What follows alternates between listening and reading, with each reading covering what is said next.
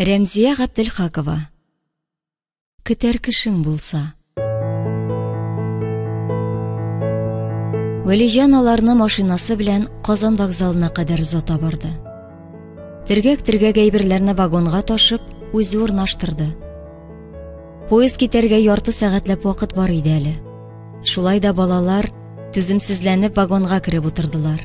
Көләч шат йөзләре әле бер, әле икенче тәрәзәдә күренде. Вәлижан аларга карап елмайган, кул булгаган булды, әмма күзләрендә бары сагыш, әйтеп бетергесез сагыш иде. Яшы күзләреннән таммаса да, бәгыренә тиелгән иде. Рәйхана аның кырында мәрмәр сындай гамсыз, горур кыяфәт белән басып тора.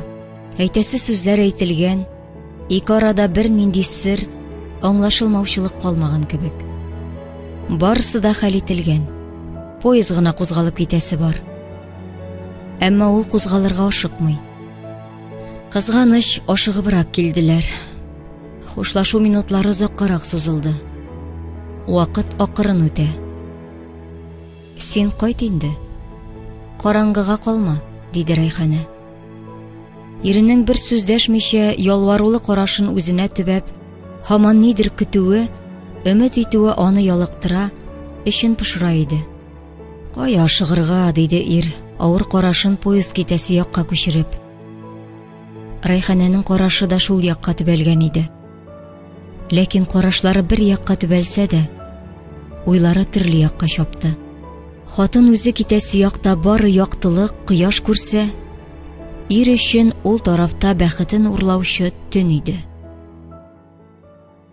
Мин ышанмыйм. Син барыбер кайтачаксың. Мин сине көтәчәкмен. Кирәкми, көтмә. Мин синең бәхетсез булуыңны теләмим. Теләмәгәч ник китәсең? Сездән башка мин ничек бәхетле була алам? Без бу турыда сөйләштек инде.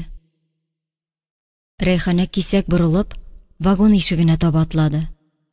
Вәлижан ниндидер ярсулы ашкыну белән аны беләгеннән эләктереп алды. Күкрәгенә кысып, кабаланып кыча, үбә башлады. Әмма хатынның иреннәре таш кебек каты һәм салкын иде. Җибәр, Вәлижан. Берни үзгәрмәячәк. Барысы да хәл ителгән инде. Ләкин ир тынычланмады. Хатыны артыннан вагонга ярып керде. Әле улын, әле кызын кычып үпте. Балалар әтиләренең ник булай нечкәрүен аңламадылар. Алар гомумән күп нәрсәне аңламый иде әле. Алар өчен иң кызыгы поезга утыру һәм каядыр китү иде. Кая? Анысы мөһим түгел. Иң мөһиме моңарчы билгесез булган җирләргә, яңа шәһәрләр, яңа авыллар күрергә. Таныш түгел юллар буйлап алга ыргылган поезд тәрәзәсеннән аларга әле яңа дөнья ачыласы бар. Шуңа күрә кыз белән малай поездның тизрәк кузгалып китүен һәм яңа офыкларның ачылуын тели. Тормышларына кинәт килеп кергән бу серле яңалык аларның нәни йөрәгенә әйтеп бетергесез шатлык бирә иде. Шулай да әтисе күзләрендә тибрәлгән сагышны тоеп чамалап алган сизгер кызчык аны кызганып сорап куйды. Әтием, син нигә безнең белән бармыйсың? Монда урын күп ич. Җавап урынына Вәлижан аны күкрәгенә кысып, чәчләреннән үпте. Аннары борчулы йөзен хатынына борды. Бу котышкыч гаделсезлек. Син мине үтереп китәсең. Алай димә, Вәлижан. Син әле яшь, барысын да яңадан башлый аласың. Ирек белән Алиямны кем кайтарыр? Башкалары булыр. Орлыгы Бохарада түгел. Ә син рәхимсез. Шулай да мин көтәчәкмен. Бел, мин сезне барыбер көтәчәкмен. Шулай диде дә Вәлижан, кисәк кенә урыныннан кузгалып купыдан чыгып китте.